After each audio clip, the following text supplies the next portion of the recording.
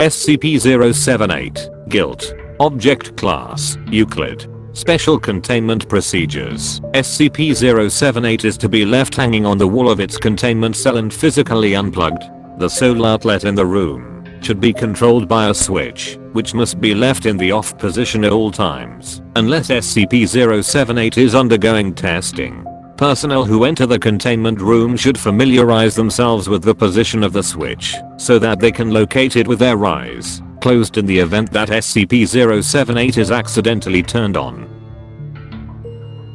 Description: SCP-078 is a pink neon sign approximately 1.5 meters long that displays the phrase "too late to die young." It was initially recovered in the town of data expunged after Standard Foundation data mining protocols recorded an abnormally high death rate due to starvation or other forms of self-neglect. While powered off, SCP-078 has no abnormal properties and may be observed without effect. Viewing SCP-078 for less than 10 seconds while it is powered on has no effect, nor does indirect observation. Subjects who cannot understand SCP-078 due to a lack of ability to comprehend written English are also unaffected. However, any subject that views SCP-078 for longer than 10 seconds will, when viewing any handwritten piece of writing, occasionally perceive extra sentences. These sentences are not written in the subject's own style or in that of the surrounding text, but consist of a random style that differs from note to note, see Addendum 078-01, and always are phrased as if to assuage the subject's guilt on some matter or decision they feel guilty about.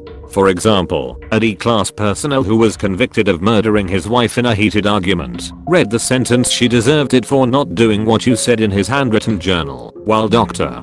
Data Expunged, who left his family to work for the Foundation and was accidentally exposed, found the sentence "your work will save humanity" in his notes on SCP Data Expunged.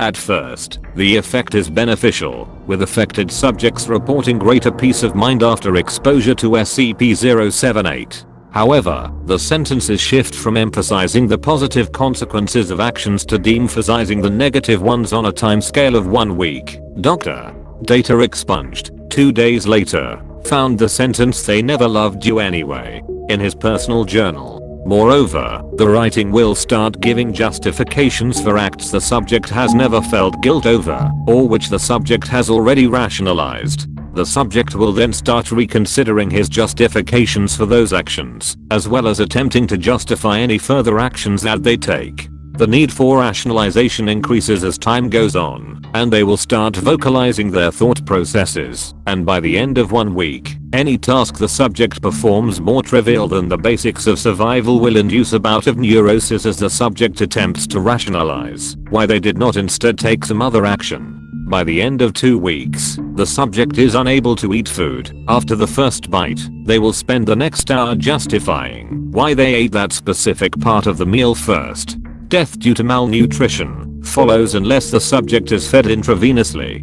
Data Expunged D-class personnel who have reached this stage, as well as Data Expunged researchers who were accidentally exposed, are kept alive for purposes of study and to see if a cure can be found. The sole exception to SCP-078's effect is SCP-078 itself. Any subject who views SCP-078 a second time will see it displaying increasingly more guilt-inducing messages as duration, since their first exposure increases. All subjects who have viewed it a week after initial exposure have attempted suicide.